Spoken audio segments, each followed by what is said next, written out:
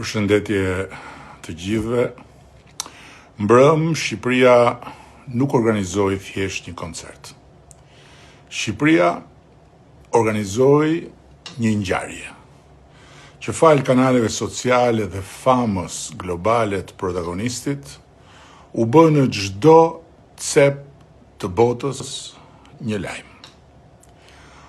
Por në Shqipëri zakonisht këtë herë, edhe më shumë se sa zakonisht, arsyeja dihet, ngjarja u bë një motiv i ri dasie shumë të egër, ku një furi dhune dhe marrëzie u lëshua kundër një koncerti.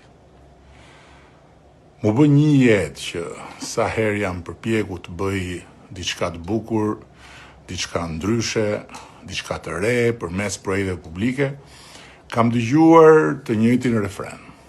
Populli s'ka buk, s'na duhen fasadat, pensionistët po vdesin, nuk do han plakat, varfëria është në kulm, s'duam koncerte.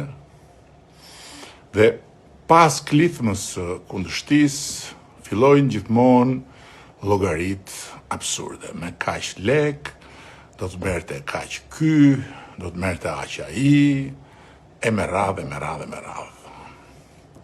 Në pamje të parë, kjo qasje duket sikur ha debat. Dhe demagogët që mbushin pasqyrat e kanaleve sociale me çere të verosura për popullin duken sikur po thonë diçka që bën sens. Po në vërtet, për te hipokrizisë tyre, që është maramonse, ky është një keq kuptim themelor mbi mënyrën se si zhvillohet një vend dhe se si rritet një ekonomi.